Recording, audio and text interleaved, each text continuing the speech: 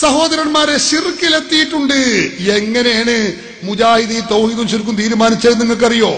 ഞങ്ങൾ കേട്ടോളൂ, ഞാൻ പറയണില്ല, ഇവരെ കൊണ്ടെന്നെ പറയിപ്പിക്കാം.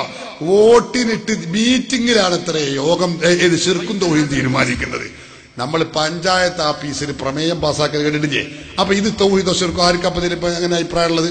അപ്പൊ ഒന്ന് നോക്കി, ഒന്ന് തൗഹീദാന്ന് അഭിപ്രായമുള്ളത് കൈനിച്ചാടി കൈനിച്ചു 1 2 3 6 ശിർക്കാന്നുള്ളത് 1 2 3 4 5 6 6 അപ്പൊ തൗഹീദ് ശിർക്കാണ് എന്നുള്ളതിലാണ് ഇവിടെ ഭൂരിപക്ഷം. അതുകൊണ്ട് ശിർക്കാകുന്നു.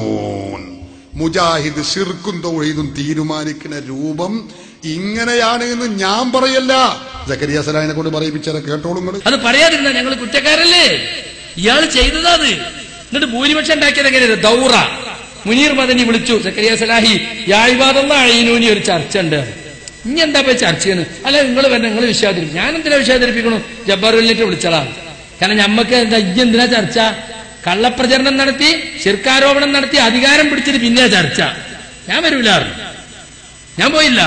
അബൂബക്കർ സലീമിനെ വിളിച്ചപ്പോ അദ്ദേഹം പറഞ്ഞു ഞാൻ വരുന്നില്ല എന്ന് പറഞ്ഞു. എന്നിട്ട് ഇയാൾ എന്ത് ചെയ്തു? ഇയാൾ കുറച്ചാളുകൾ വിളിച്ചു. എന്നിട്ട് ഒന്നാമത്തെ ചർച്ച കഴിഞ്ഞു. ഒന്നാമത്തെ ചർച്ചയിൽ അത് ശിർക്കാണെന്ന് പറയാൻ കുറച്ചാളുകളും ശിർക്കാന്ന് പറയാൻ പറ്റൂല എന്നൊക്കെ ഒരാളും. അപ്പൊ അയാൾ അവസാനം കഴിച്ചു. ശിർക്കാന്ന് പറഞ്ഞാൽ ആരൊക്കെ? 1 2 3 എണ്ണി. അപ്പൊ ശിർക്കാന്ന് പറഞ്ഞാലാണ് അധികം. ഇങ്ങനെ ഭൂരിപക്ഷം തീരുമാനിക്കാം. ശിർക്കാണെന്ന് പറയുന്ന അതുകൊണ്ട് ഭൂരിപക്ഷത്തിലെ ശിർക്കായി പ്രഖ്യാപിച്ചു. നിയമസഭയിലെ വോട്ടെടുപ്പ് പോലെ